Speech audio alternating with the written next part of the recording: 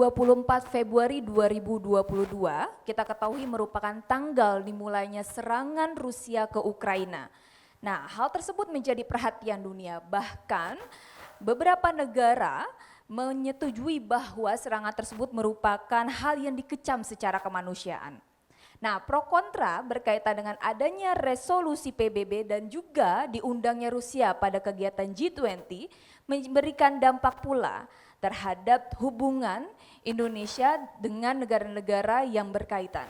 Nah, kita ketahui bersama bahwa Indonesia merupakan sahabat atau dekat dengan Rusia. Dari sisi politik, dari sisi ekonomi, tentu kita menjadi perhatian kita dan juga bahan kajian kita, khususnya di Fakultas Hukum. Nah, kali ini talk show dengan tema dampak politik dan ekonomi akibat adanya serangan Rusia ke Ukraina atau konflik kedua negara tersebut, kita akan bahas bersama dengan Guru Besar Hukum Internasional, di mana beliau merupakan salah satu berpengalaman sebagai diplomat dan juga beliau telah menuliskan suatu karya, salah satunya ada terkait dengan hukum perjanjian internasional, dan kebetulan pula kita patut bersyukur bahwa beliau juga selaku Dekan Fakultas Hukum Universitas Pancasila, beliau mencurahkan perjalanan hidupnya juga dalam buku Diplomat Kesasar. Kali ini tidak lama-lama lagi kita sambut Profesor Dr. Edi Pratomo SHMA.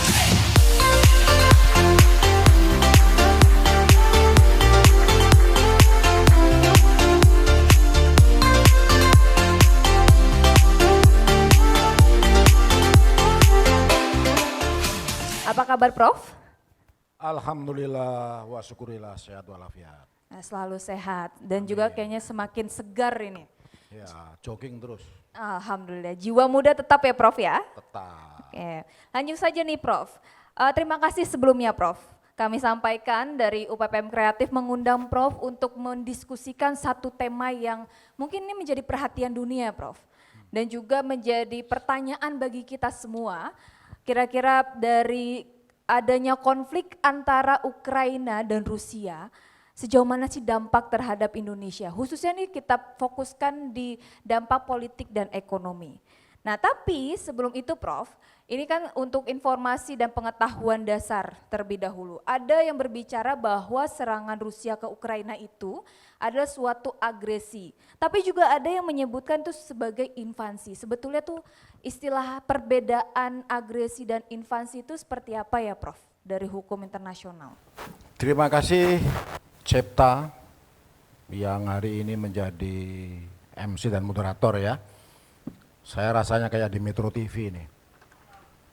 Pertama-tama saya menyambut baik UPPM Kreatif ini untuk mencoba mendalami isu yang sangat current, isu internasional yang harus menjadi perhatian seluruh warga bangsa dunia, khususnya Indonesia dan wabil khusus lagi para mahasiswa dan dosen Fakultas Hukum Universitas Pancasila.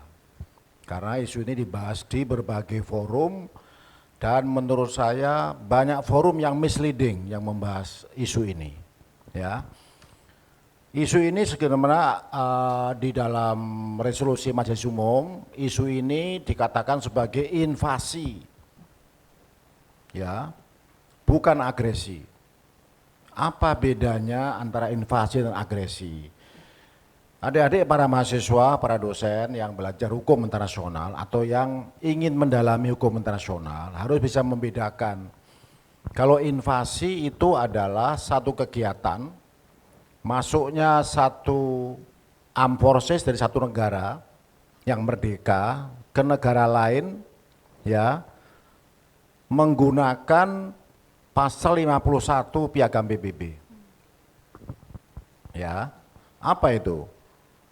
Rusia dalam hal ini melakukan invasi, dia berdalih dia menggunakan pasal 51 yaitu self defense. Self defense ini sering digunakan oleh negara-negara maju, negara-negara barat, negara-negara kuat yang punya nuklir sebagai preemptive strike. Sebelum gua dipukul, gua pukul dulu.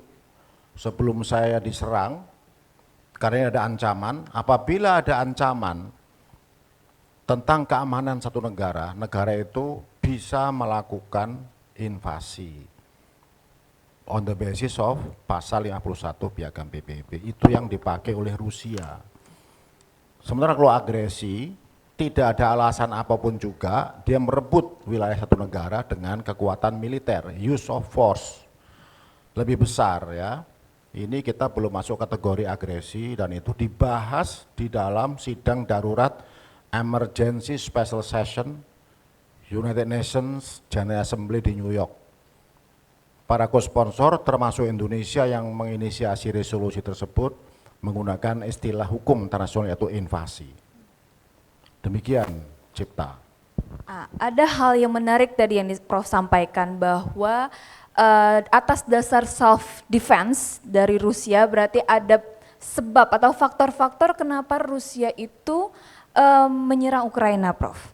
Nah, mungkin kalau dari perspektif hukum internasional ataupun dari sisi hubungan diplomatik mungkin ya, Prof, antara Rusia dan Ukraina, dari mungkin dari pandangan Prof, kira-kira apa faktor yang mempengaruhi Rusia itu menyerang atau melakukan serangan kepada Ukraina, Prof?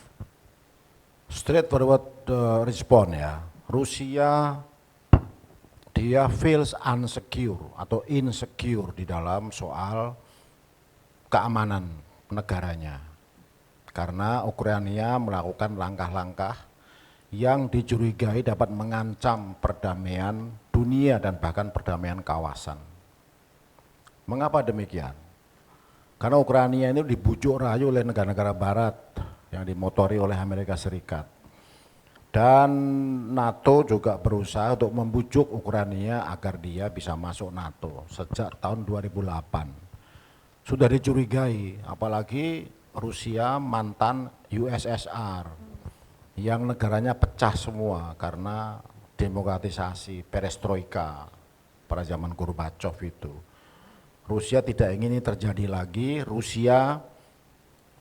Ukraina akan ikut sebagai salah satu negara NATO dan dia punya senjata, di mana kalau dia anggota NATO maka Ukraina itu adalah negara terdekat ya terhadap Rusia yang senjata nuklirnya dari barat itu akan menghadap moncongnya ke Rusia.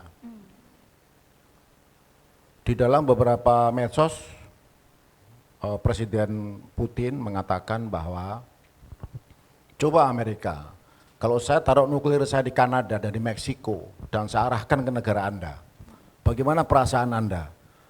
Anda akan preemptive strike nggak ke Meksiko dan ke Kanada? Jadi rasakan kalau Anda mengalami seperti saya. Ukraina is my immediate neighbor, deket banget, ya. Dan itu pemimpin-pemimpin Rusia itu banyak yang berasal dari Ukraina. Sangat dekat. Jadi kalau rumah kita di belakang kita itu adalah menempatkan rudal dari negara lain dan tetangga kita itu membahayakan kita, saya masuk duluan. Itulah makanya on the basis of pasal 51 saya masuk duluan, kecuali ada jaminan bahwa Ukraina akan menjadi negara netral. Dan tampaknya antara itu nggak ada sejak 2008, makin dekat dengan Barat. Dan lama-lama dia sangat terancam dikepung. Ya, itulah sebabnya Ukraina kemudian mengambil Crimea yang dekat Laut Hitam. Dia ambil juga mencoba mempengaruhi Donetsk dan Luhansk yang berada di timur. Itu bahasanya Rusia semua itu. Mereka mencoba memproklamarkan kemerdekaan dan Rusia kemudian mengakui bahwa Anda merdeka.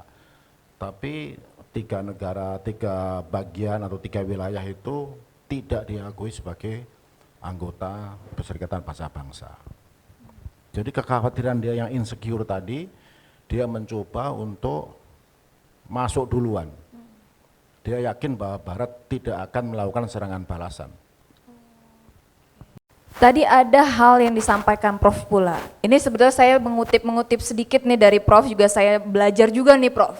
Terkait dengan antara terjadinya serangan Rusia ke Ukraina atau konflik kedua negara tersebut, tetapi di satu sisi juga ada upaya untuk self defense Rusia di Ukraina. Menjadi pertanyaan kita bahwa beberapa perkembangan terkait dengan permasalahan tersebut adalah juga masuk ke dalam PBB, adanya resolusi PBB. Di mana di dalam resolusi PBB itu juga ada negara-negara yang setuju untuk dinyatakan bahwa itu suatu hal yang salah, ada yang tidak setuju, ada juga yang abstain ya Prof. Nah Indonesia ini kan menarik ya Prof posisinya. Satu sisi Indonesia punya hubungan baik dengan Rusia, tapi satu sisi Indonesia itu setuju terkait dengan resolusi PBB tersebut ya Prof.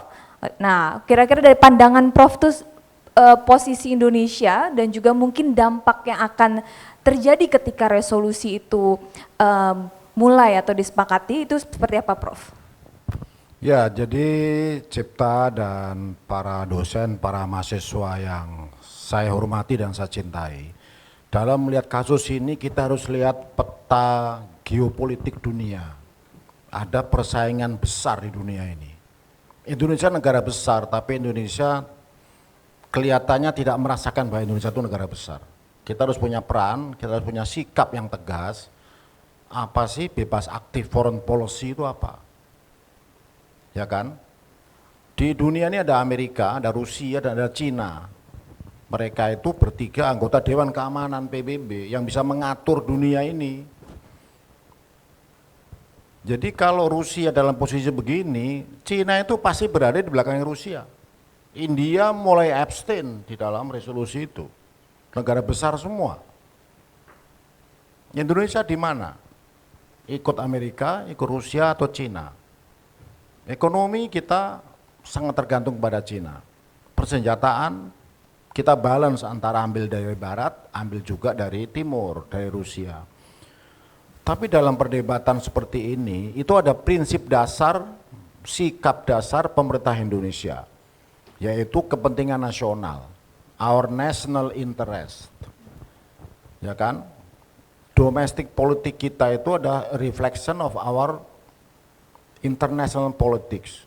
Ada satu koin dua sisi. Kepentingan nasional, kepentingan internasional. Kepentingan internasional kita adalah satu yang nggak boleh lupa, bahwa pembukaan Undang-Undang Dasar kita merupakan the very basic principles dari foreign policy Indonesia.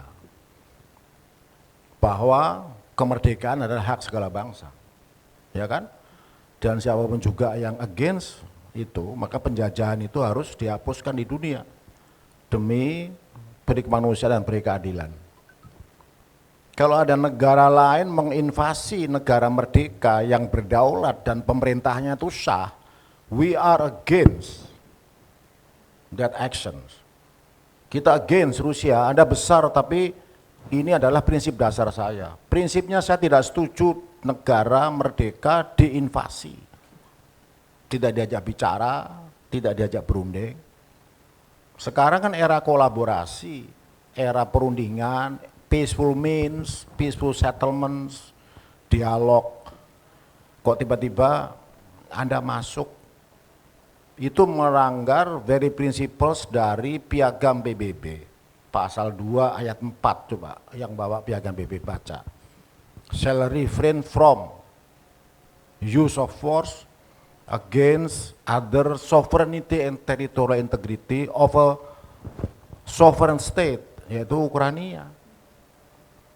Bisa nggak kita langsung masuk ke Australia, masuk ke Malaysia atau Singapura? Singapura yang kecil lah, tiba-tiba kita masuk invasi itu. Alasannya apa kita? Rusia mending punya 51, pasal 51, kita alasannya kan nggak ada. Makanya nggak mungkin. Jadi kalau ada negara yang menginvasi negara lain secara illegal, kita harus against. Entah kamu itu Rusia ataukah kamu itu Amerika. Ketika Amerika masuk ke Libya, kita against tindakan dia. Kalau against tindakan invasi itu, maka kita in favor of resolution. Amerika ke Irak, kita against tindakan itu. Itu Irak negara besar, negara merdeka, kok you masuk aja gitu. Boleh nggak saya masuk ke rumahnya orang? Dia suami istri yang legal, dia tinggal di sovereignty dengan batas-batas wilayah yang jelas, saya masuk tanpa kula nuwun, nggak ada WA, nggak ada izin, saya masuk, nggak bisa kan?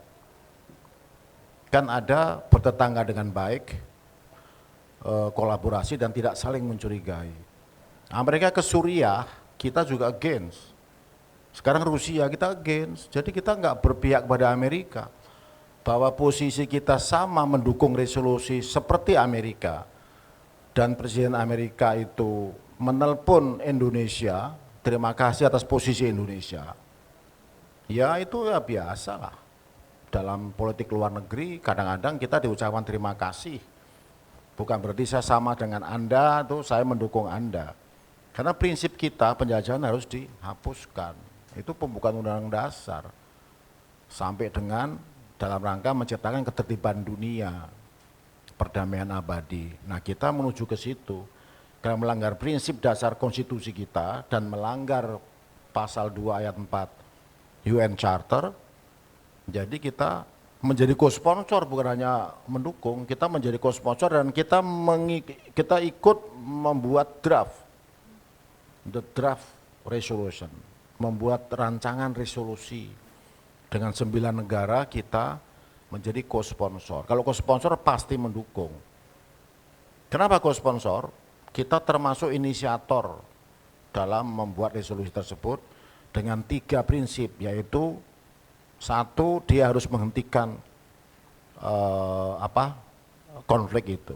Dia harus menarik pasukannya, yang pertama. Yang kedua, dia harus melihat innocent civilians, victims yang dia itu warga negara sipil yang nggak tahu dosa apa-apa, ya kan? Yang ketiga, Indonesia minta harus ada dialog dan ada peaceful settlements. 3 prinsip ini oleh Indonesia dimasukkan dalam resolusi, dalam draft resolusi, dan ketika resolusi diajukan ke Majelis Umum Special Session, kita co-sponsor. Kalau kita ada ngusulin 3 poin, kemudian kita nggak jadi co-sponsor, kan lucu, nggak tanggung jawab dong. Masa kita abstain? Betul, Prof. Nah, ada satu lagi tadi, dari tiga poin tersebut itu berkaitan dengan bagaimana perlindungan warga negaranya ya, Prof ya. Karena kan warga negara Ukraina juga ada kan yang di Rusia, begitupun sebaliknya. Kita mungkin kalau dari sisi warga negara Indonesia yang ada di Rusia ataupun di Ukraina, mungkin itu self defense kita sendiri untuk menjaga warga negara kita. Nah, dalam resolusi itu ataupun mungkin dari perspektif Prof, kira-kira apa sih yang menjadi, apa yang perlu kita lakukan selain di dalam resolusi PBB tersebut untuk mendorong supaya masing-masing negara ini harus memperhatikan juga ya, Prof. Ada warga negaranya di lintas negara itu. Gimana pandangan Prof terkait hal tersebut, Prof? Nah, dalam situasi konflik seperti itu terjadi di Myanmar, di wilayah kita. Di wilayah lain terjadi di Afghanistan. Sekarang di wilayah Eropa, yaitu di Ukraina yang diinvasi oleh Rusia. Itu pasti harus ada paragraf di dalam resolusi itu tentang penyelamatan bagi warga negara yang sipil. Dikatakannya pasti innocent civilians yang menjadi victims. Makanya Indonesia menaruh satu lagi poin, yaitu perlunya ada safe passage. Bagaimana warga negara itu bisa keluar dengan aman melalui koridor tertentu agar supaya warga negara Rusia yang di Ukraina, warga Ukraina di Rusia, dan warga Indonesia di Rusia atau warga negara lain, dia bisa diberikan kebebasan untuk keluar karena dia bukan part of the war. Dia kan anak orang sivil yang nggak ngerti apa-apa, yang sekolah, yang kerja. Makanya safe passage itu harus masuk dalam paragraf, operatif paragraf berapa yang mengatur tentang humanitarian assistance, bantuan kemanusiaan termasuk memberikan safe passage. Lewat jalan tikus ini Anda bisa keluar, jalan tikus ini nggak boleh dibom, karena ini untuk keluarnya warga sipil. Jadi tidak kita membabi buta main pencet tombol aja, pokoknya masuk ke negara Ukraina kan. Itu bisa ke Srengseng, bisa ke UI, bisa ke Gunadarma, bisa ke UP, terserah. Dia harus ngincernya sebentar tempat kosong, tempat strategis, tempat ladang minyak, tempat apa. Jangan sampai kena tiba-tiba mall, Ion Mall yang disasar. Itu civilian targets. Mereka tentaranya itu juga instruksinya jelas. Arahnya kemana kita? Sekarang kan udah bisa diatur tuh. Mau kemana kita arah? Terima kasih Prof. Dari beberapa tadi jawaban Prof itu membuka pemahaman kita juga ya berkaitan dengan agresi, invasi, kemudian bagaimana dampak terhadap konflik kedua negara dan juga tentunya peran Indonesia. Namun kita kali ini akan membuka sesi tanya jawab Prof pada audiens. Dan di sini ada mahasiswa, dosen, tenaga pendidikan Fakultas Hukum Universitas Pancasila akan saya berikan kesempatan untuk bertanya kepada Prof secara langsung terkait tentunya dengan tema yang kita perbincangkan saat ini. Mungkin silakan ada yang ingin bertanya, silakan angkat tangan. Selamat siang Prof, perkenalkan nama saya Muhammad Fazral Hadian Cahyanto dari PK Hukum Internasional Angkatan 2018. Saya ingin bertanya, bagaimana peran organisasi internasional dalam menanggulangi dampak politik dan ekonomi dari konflik yang terjadi antara Rusia dan Ukraina, dan juga apa saja akibat hukum yang didapatkan para pihak yang berkaitan. Terima kasih. Baik Muhammad Fajra, very smart questions. Ya. Yang pertama tentang bagaimana peran organisasi internasional, berarti termasuk peran di United Nations, peran Perserikatan Bangsa-Bangsa. Dan organisasi lain, misalnya G20 juga organisasi internasional, atau organisasi regional lainnya. Ya kan, kalau kita bicara pengungsi, bicara manusia yang korban adalah civilian, itu bagaimana peran di United Nations High Commissioner for Refugee Office di Jenewa, peran IOM, International of Organization of Migration, peran ICRC, International Red Cross, dan peran Perserikatan Bangsa-Bangsa. PBB itu melakukan 2 kali sidang. Yang pertama sidang Dewan Keamanan yang fail karena diveto oleh Rusia. Kemudian Dewan Keamanan membuat resolusi yang meminta Majelis Umum mengadakan emergency special session. SMUPB itu mengadakan sidang sekali dalam setahun, yaitu bulan September sampai bulan Desember. Sidang Majelis Umum PBB itu dihadiri seluruh anggota PBB yang berjumlah 194 negara, termasuk Indonesia. Kemarin PBB mengadakan emergency special session, udah sidang khusus dan emergency lah, sidang darurat. Dan Indonesia menjadi salah satu motor dari pembuatan resolusi yang mengecam Rusia. Wah, Indonesia hebat, berani ngecam Rusia. Tidak berarti Indonesia harus di tengah, abstain, tidak ke Rusia dan tidak ke sana. Masalahnya bukan hubungan antar negara, masalahnya juga masalah prinsip dasar foreign policy Indonesia yang bebas aktif, ya kan? Konstitusi kita, kemudian Dasar-Sila Bandung, Piagam PBB yang semuanya adalah dasarnya hukum internasional dan hukum nasional. PBB atau organisasi internasionalnya punya peran yang luar biasa, termasuk IMF juga punya peran karena inflasinya naik, harga-harga kebutuhan sehari-hari semuanya naik. Minyak goreng hilang kan, dan sekarang ada minyak curah ya, bukan minyak curhat ya.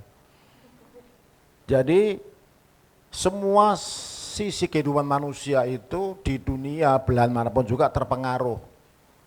CPO kita dan turunannya juga kemudian terpengaruh harganya. Komoditas kita ekspor juga terpengaruh, impor terpengaruh. Karena apa? Karena supply chain mechanism, rantai pasok global itu berubah semua. Hari ini kita lihat Jerman sudah melakukan sidang darurat untuk membahas tentang pasokan energi dari Rusia. Eropa semuanya klepek-klepek kalau Rusia tidak mengekspor gasnya, migasnya. Rusia bilang saya mau kirim pasokan migas dan kedelai, tapi you bayarnya pakai rubel.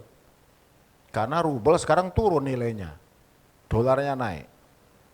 Rusia nggak mau dibayar dengan dolar, nanti nukernya nggak bisa dia, mendingan dia rubel gitu misalnya kan. Jadi semua segi kehidupan itu terpengaruh dan semua negara kena. Kalau ini perangnya lama, Saya khawatir SPP kita naik. Nggak ada alasan, tenang, itu bercanda aja.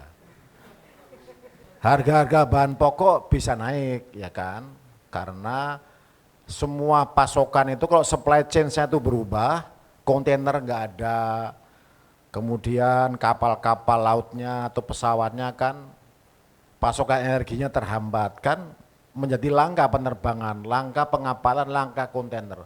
Pengaruhnya sangat besar terhadap perkembangan ekonomi dunia.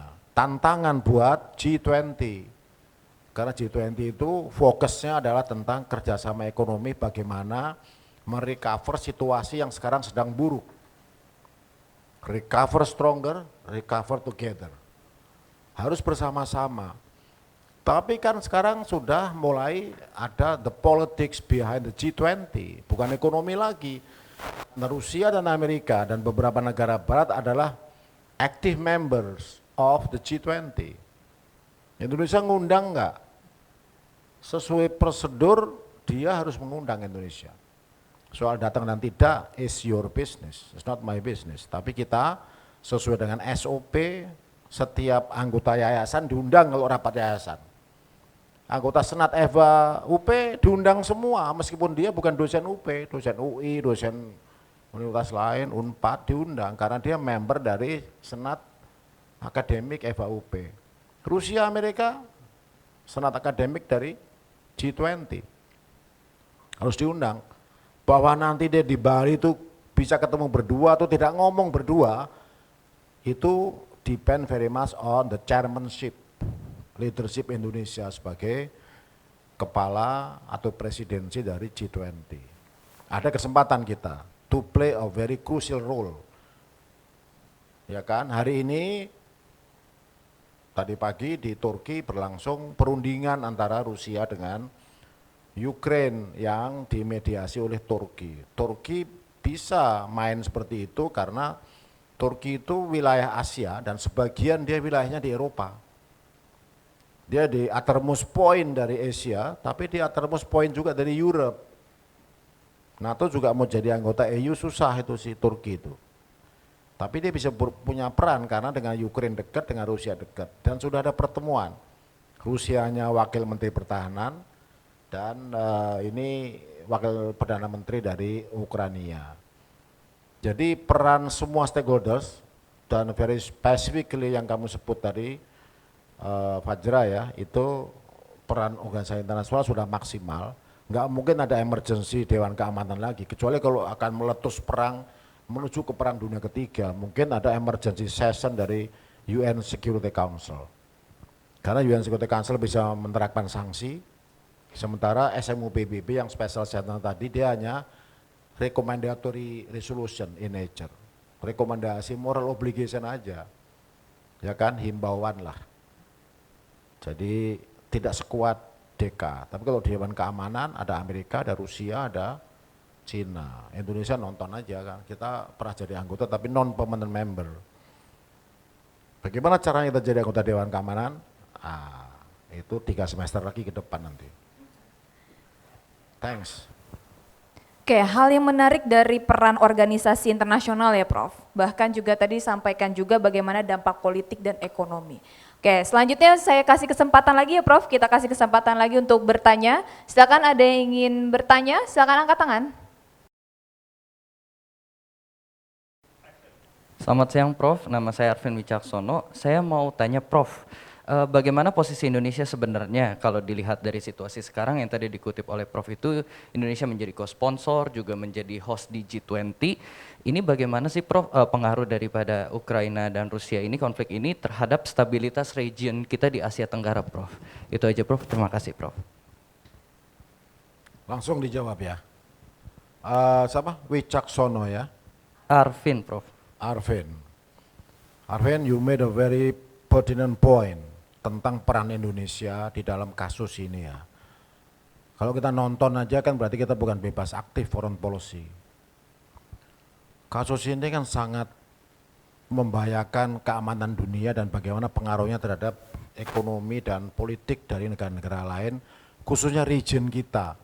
Kita enggak terlalu care, juga enggak boleh, meskipun itu di luar region Asia atau Asia Tenggara. Ngurus Myanmar aja kita belum selesai. Ya kan? Kita pernah dulu menjadi mediator konflik Moro, Filipina Selatan. Kemudian Kamboja. Myanmar kita reconstruction-nya juga kita ikut sampai Myanmar menjadi negara demokrasi. Tapi begitu Myanmar sekarang menjadi dipimpin junta militer, kita sulit menembus Myanmar. Apalagi ini di Eropa yang jauh dari kepentingan kita. Tapi kita harus belajar di kasus ini. Karena kita lihat situasi begini, you have to see the geopolitics, percaturan politik internasional. Amerika, Rusia, Cina. Perebutannya luar biasa. Ada kemungkinan sekarang Cina siap-siap juga bagaimana untuk mengoccupy Laut Cina Selatan ke depan. Bisa jadi kan preemptive strike. Karena ada pasal di mana kapal-kapal Amerika, kapal Australia, kapal Inggris, kapal Jepang melewati Laut Cina Selatan. Dia mengatakan, I am now exercising my freedom of navigation. Saya melaksanakan kebebasan berlayar di laut bebas. Cina bilang ini bukan laut bebas. Di Laut Cina Selatan itu adalah masuk zona ekonomi eksklusifnya Cina. Bukan laut bebas. Kalau kamu mundar-mandir situ, saya peringatkan. Kalau diperingatkan tidak take action, saya akan melakukan kekerasan. Pasal 51, preemptive strike. Nah, jadi situasi ini bisa dibawa juga ke wilayah kita. Di wilayah kita itu ada yang namanya East Asia Summit. East Asia Summit itu mengurusi wilayah Asia Pasifik. Ada juga Pacific Forum. Itu juga arena baru untuk main bola mereka tuh. China, India, Rusia, dan Amerika, negara-negara barat itu permainannya pindah ke Pasifik. Mereka anggota juga, ada Jepang, ada Korea. Jadi kita harus antisipasi juga jangan sampai peperangan ideologi dan politik ekonomi itu berpindah ke wilayah lain yang mendekati kita. Rame-rame di Anyer nggak apa-apa lah, tapi kalau udah di Tangsel, di Bintaro berarti saya harus siap-siap. Kalau masih jauh nih di Anyer, masih 2 jam lagi naik mobil kan. Karena implikasi peperangan begini, perebutan pengaruh ini terjadi di semua wilayah. Kita harus belajar dari kasus ini supaya wilayah kita tidak jadikan ajang main bola mereka. Kita baik-baik, how close we are dengan Cina, how far we are dengan Amerika, bagaimana kedekatan kita dengan Uni Eropa. Kita bisa undang di ARF, Asian Regional Forum. Ya, itu Amerika anggota dengan Rusia. Kita punya forum juga namanya ASEAN Dialog Partners. ASEAN bisa ngundang Amerika, ngundang Rusia juga. ASEAN kalau mau berperan. Tapi ingat kalau kita berperan dalam situasi yang jauh dari wilayah kita sering dikatakan interference of the internal affairs of other states. Itu against juga UN Charter. Jadi kita harus sopan-sopan.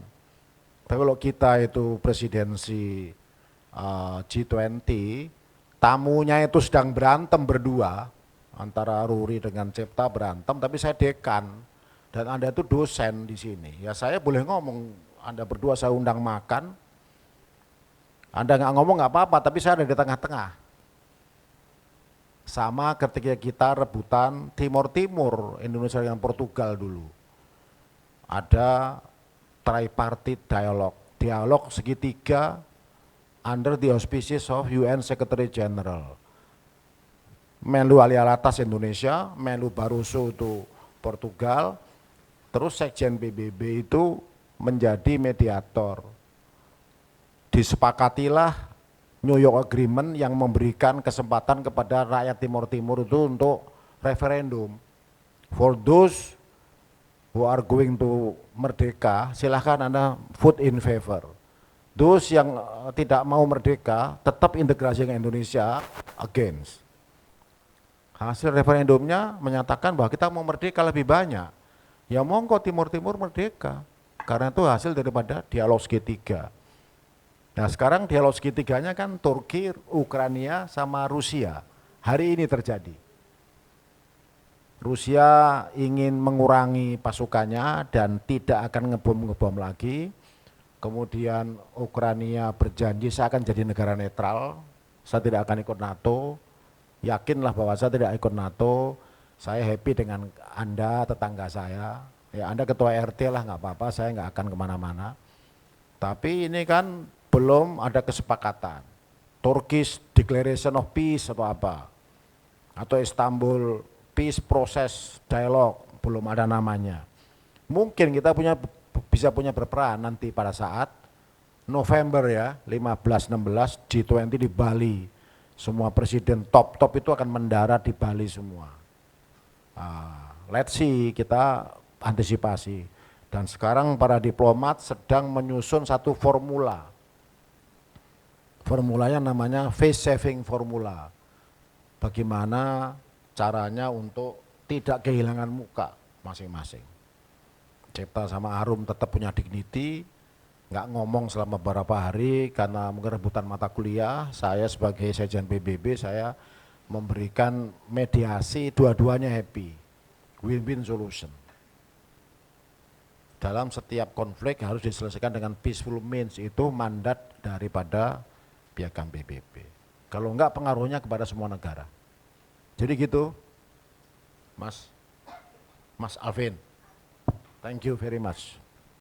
Terima kasih Prof atas tanggapan dari pertanyaannya Mas Arvin. Nah, ini menarik karena memang Indonesia diberikan amanah sebagai Presiden G20, tapi di tengah-tengah juga ada konflik ini ya Prof. Oke, kembali lagi kita kasih kesempatan kembali Prof untuk audiens yang ingin bertanya, dipersilakan. Terima kasih, Prof. Saya mau tanya, itu kan penduduk Rusia itu ada di berbagai negara ya, sementara kan ada penduduk-penduduk Rusia di berbagai di berbagai negara itu kan banyak sudah diblok bandara-bandaranya ya. Bagaimana perlindungan atau dari masyarakat Rusia tersebut? Terima kasih Bu Febri. Pertanyaannya tentang warga negara Rusia yang tinggal di beberapa negara lain ya, bagaimana safety mereka, keamanan dan juga pengurusan dokumen-dokumen perjalanan termasuk beberapa airport negara lain. Itulah sebabnya ada resolusi Majelis Umum PBB yang ada satu operatif paragraf, mungkin operatif paragraf 8 gitu, tentang bantuan kemanusiaan, lebih spesifik tentang safe passage. Negara-negara yang dari Ukraina juga penduduk warga negara lain yang di Ukraina juga bagaimana cara keluarnya dari situ. Sama dengan Afghanistan ketika direbut pemerintahnya oleh Taliban, itu bagaimana warga negara Indonesia dan para wanita Afghanistan sendiri itu sebagaimana, dia nggak dapat tempat di situ kan. Wanita itu sepertinya perannya tuh tidak seperti di wanita di Indonesia kan. Dalam soal itu Indonesia sangat memberikan perhatian khusus.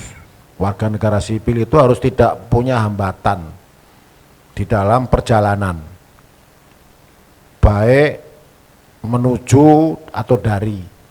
Itu namanya freedom of movement. Freedom of movement itu adalah the fundamental rights dari every human being. Dari semua manusia yang hidup di dunia ini, dia harus punya freedom of movement. Mau pindah ke negara lain, ke wilayah lain boleh. Dari FHUP mau pindah ke FH lain boleh, nggak boleh dilarang. Karena itu freedom of movement, the very principles of human rights. Jadi PBB membuat satu paragraf tentang bantuan kemanusiaan khusus bagi mereka yang terkait dengan konflik. Apalagi warga negara Rusia. Warga negara Indonesia aja yang terakhir 9 itu bisa keluar dari wilayah yang sangat berat. Ya kan, tidak mudah untuk memberikan poin-poin. Dari sini kamu naik halte, sini halte, naik oplet ke sini, naik ke sini lagi, itu harus dideklar di antara dua parties Ukraina dan karena ada juga civilian yang bersenjata kan, itu kan ada itu Bururi dalam kuliahnya nanti. Tapi ini kan pure civilian, dia mendapat akses seluas-luasnya untuk perjalanannya sepanjang dia memiliki dokumen perjalanan.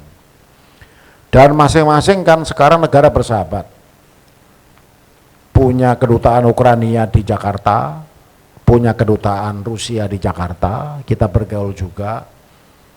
Mereka juga punya kedutaan di mana-mana, dan itu belum ada yang ditutup. Kedutaan Amerika di Rusia juga masih ada, kedutaan Rusia di Washington masih ada, nggak ada masalah. Dubes kita Indonesia, Pak Gafur itu, dia berada di Ukraina. Kalau dubesnya lari duluan ya bagaimana warga negara Indonesia? Jadi dubes kalau di wilayah perang ya memang nasib kamu itulah. Mau takut dia mau pulang ke Bogor itu harus izin Menlu kan. Nah kalau kantor kedutaannya nggak ada, dia diungsikan ke Romania. Kedutaan Indonesia di Romania itu merangkap juga untuk Ukraina. Kalau kita segera cabut dari Ukraina karena ketakutan, itu kita bisa memberikan sinyal yang salah kepada Ukraina. Indonesia baru begini aja udah kabur dia. Katanya teman Ukraina. Jadi ya dia bertahan aja di Wisma itu meskipun banyak dentuman bom dam. Dia WA-WA-an aja. Mohon doa restunya Prof. Saya ini dengar dentuman bom di sebelah kiri saya Prof. Nah, sampai dibayar memang untuk takut juga saya bilang. Dia nggak ada masalah, memang begitulah keadaannya. Tapi dia kan punya immunities and privileges, diplomat itu. Dia nggak boleh disenggol, dia tidak boleh mendapat kekerasan, nggak boleh tidak mendapat akses. Karena dia paspornya kan diplomatic passport. Jadi dalam keadaan perang pun dia akan dilindungi baik oleh host country, the receiving state maupun oleh organisasi internasional lainnya. Yang penting dokumennya harus ada. Kalau Anda ngaku diplomat tapi punyanya cuma KTP serengseng tok, paspornya nggak ada ya susah. Jadi everything, everybody, every individuals, Ibu, sekarang ini eranya adalah era prinsip human rights, jadi nggak perlu khawatir kalau punya mantu Rusia nggak ada masalah. Ya, karena Rusia sama Ukraina di Indonesia ini dia akrab, tetap bergaul. Itu kan negara yang konflik, tapi kita sebagai warga negara kan hablu minanas, ya kan, tetap bergaul, apalagi menjelang bulan puasa, ya kan. Ya, berarti perlindungan terhadap warga negara manapun ya Prof, itu harus dijamin. Itu Bu, mau warga Rusia di Ukraina, Rusia di mana, atau warga Ukraina di mana, atau warga Indonesia di mana, itu harus dijamin. Salah satunya adanya perwakilan diplomatik di sana ya Prof ya. Nah, satu lagi ya Prof, mohon izin kita buka satu pertanyaan kembali kepada audiens, dipersilakan. Selamat siang Prof, nama saya Raban Krista Wisananda, Angkatan 2018 dari Program Khususan HI. Di sini saya ingin menanyakan setelah penjelasan Prof tadi, bagaimana status hubungan diplomatik antara Rusia dan Ukraina sekarang setelah peace talk terbaru yang diadakan 29 Maret kemarin. Terima kasih Prof.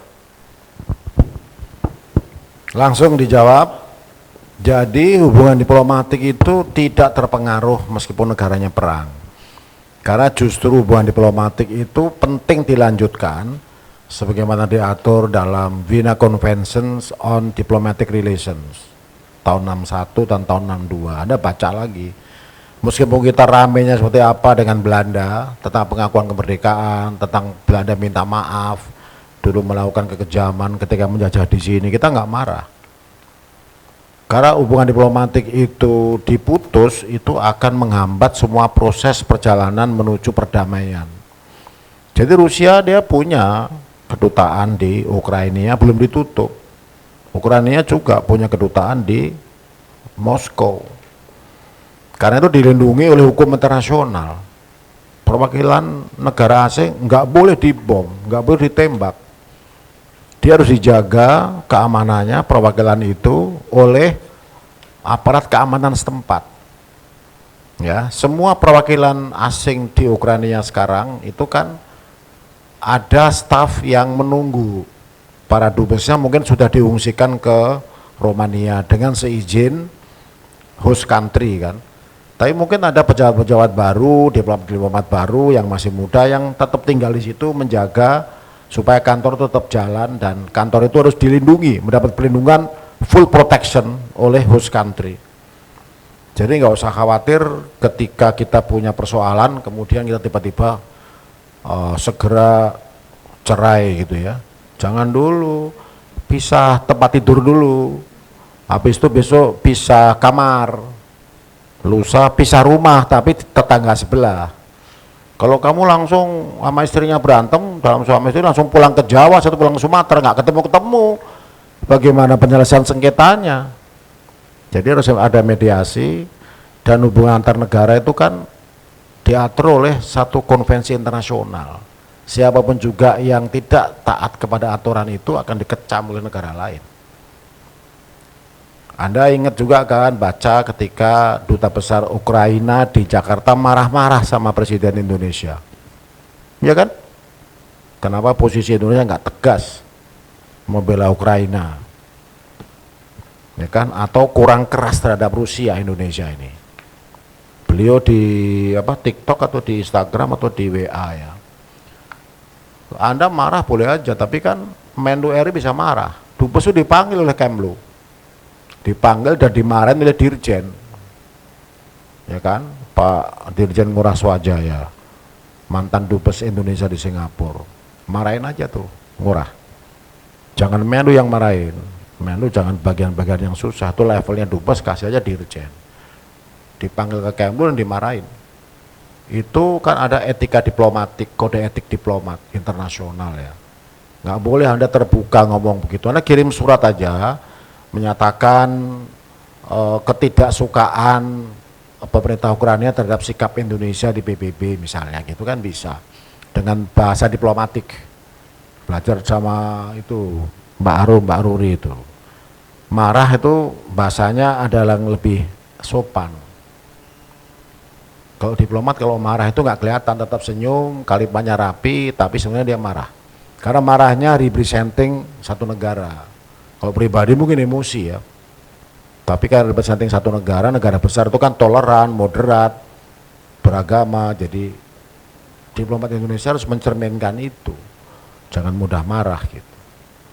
Jadi nggak ada masalah, itu hubungan diplomatik masih jalan, dan itu merupakan saluran juga.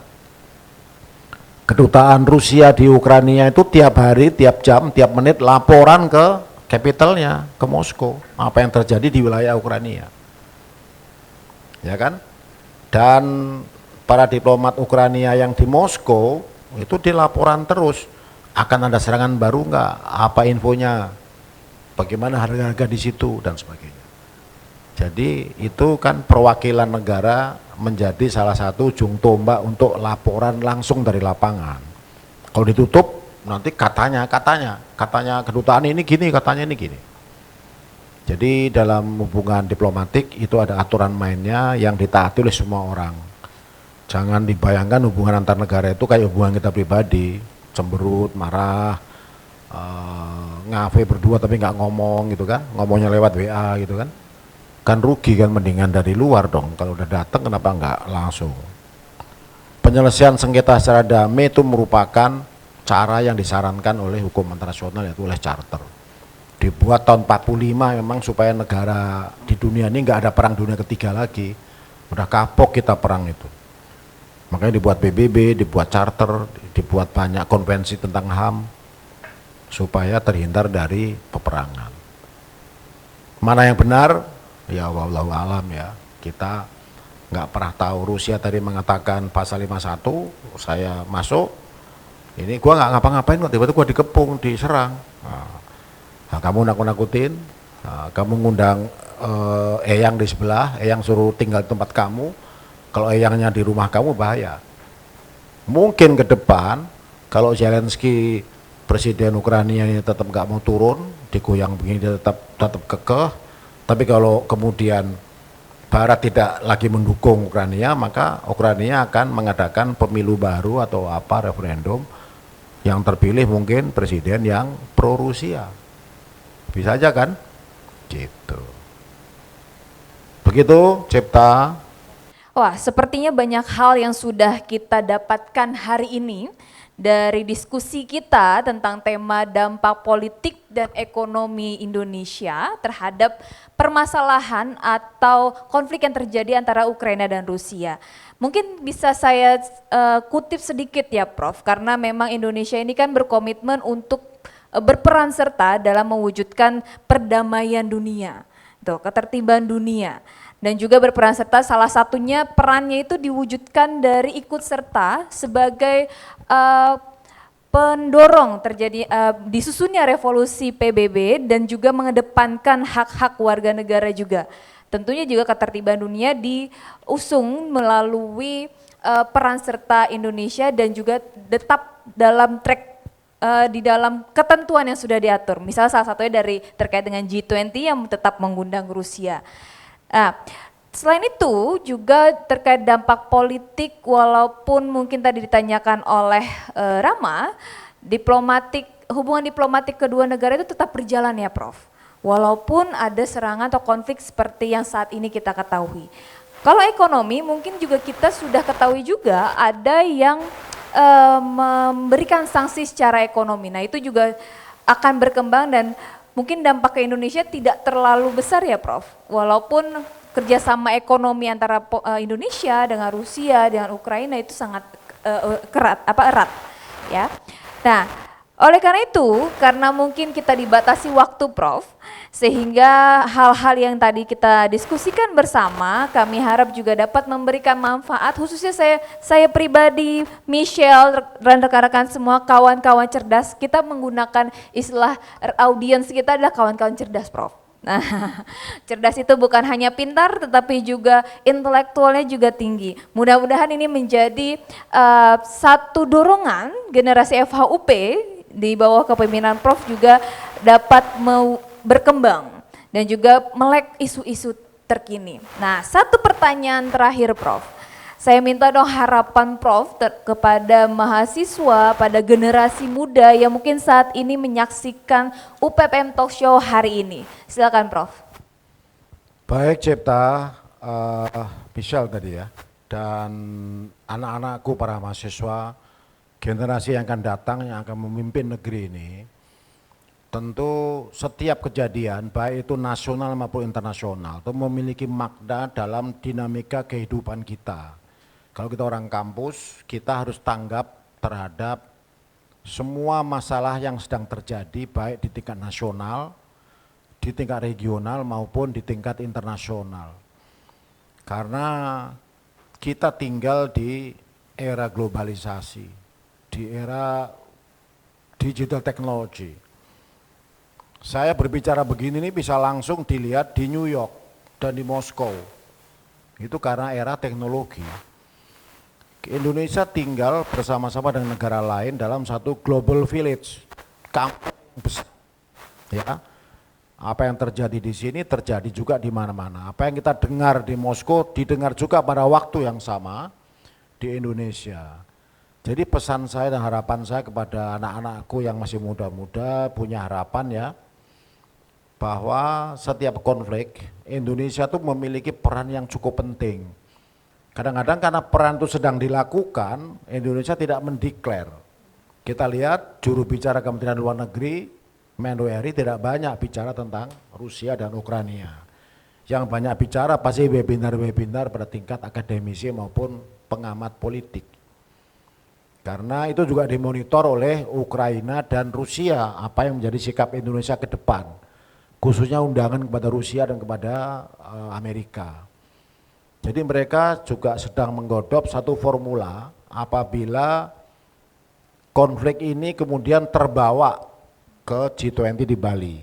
Kita akan ada beberapa opsi ya untuk diplomatik, resolusinya bagaimana. Kalau nanti Pak Putin tidak hadir, apakah juga Pak Biden tidak hadir? Apakah mereka mengirim wapres masing-masing ataukah mengirim menteri luar negerinya saja? Karena summit ini diikuti oleh semua kepala negara dan kepala pemerintahan. Summit ini bukan level menteri tapi level kepala negara dan kepala pemerintahan. Jadi ini akan menarik, kita saksikan bersama perkembangan sampai dengan bulan November, dan mungkin interlokutor atau mediator Turki ini akan berhasil karena kesepakatannya 5 poin itu sangat simpatik, tetapi mereka belum saling percaya. Biasa kadang baru ketemu sekali, tapi kalau pertemuan di Turki itu akan ditindaklanjuti, mungkin pertemuan berikutnya akan membawa hasil lebih konkret. Ingat, kita punya wilayah yang rawan di Laut Cina Selatan dengan Natuna, kita punya wilayah di Pasifik, di sana partnernya juga 2 negara besar itu. Jadi masalah-masalah begini bisa merembet juga ke wilayah lain di wilayah dekat-dekat kita. Ingat, dalam setiap politik luar negeri atau hubungan luar negeri itu selalu ada aktor main. Di dunia ini siapa pemainnya? Ya, perguruan tinggi di Indonesia ini ribuan. Siapa pemain perguruan tinggi yang paling benar? Ya kan? Apakah UP ikut main nggak di situ dalam percaturan dinamika pengembangan perguruan tinggi? Ingat, kita punya Rusia di tingkat global, kita punya Cina, kita punya Amerika yang saling memberikan pengaruh, saling mendukung, ya. Sikap mereka yang abstain, sikap mereka yang menolak, dan sikap mereka yang mendukung itu memiliki makna. Dan biasanya setelah menyatakan sikap begitu, para delegasi di SMU PBB itu memberikan penjelasan. Kenapa tadi saya ngambil sikap mendukung resolusi? Itu perlu supaya orang nggak salah sangka. Namanya explanation of vote after the vote. Saya pencet kuning abstain. Why my delegation voted abstain of this draft resolutions? It is very much on the basis of our national interest.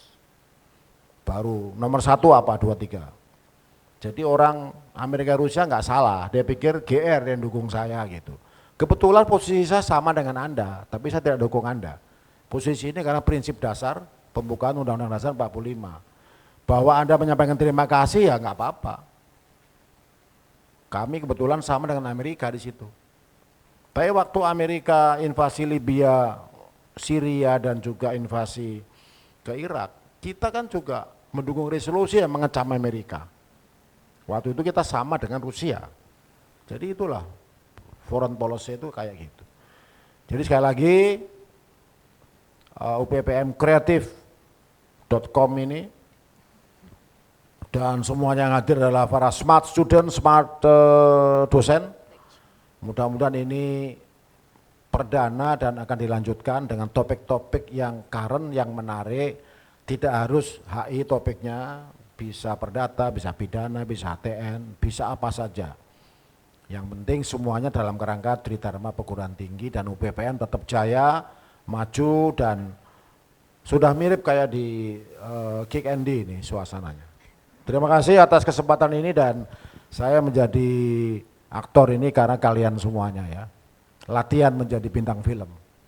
Terima kasih, kurang lebihnya mohon maaf. Assalamualaikum warahmatullahi wabarakatuh. Waalaikumsalam warahmatullahi wabarakatuh. Mohon tepuk tangannya untuk Profesor Dr. Edi Pratomo SHMA. Kami ucapkan terima kasih atas kesediaan Prof untuk memberikan overview terkait dengan tema ini, dan semoga kita bertemu pada kegiatan atau talk show selanjutnya Prof dengan tema yang tentunya hangat diperbincangkan oleh masyarakat. Oke, sebelum kami tutup, mungkin nanti di akhir kegiatan kita foto selfie bersama terlebih dahulu, dan mungkin kita tutup kegiatan atau UPPM Talk Show ini, dan juga kami sampaikan terima kasih kepada para audiens, mahasiswa, dosen, dan juga teknik yang telah hadir pada kegiatan hari ini.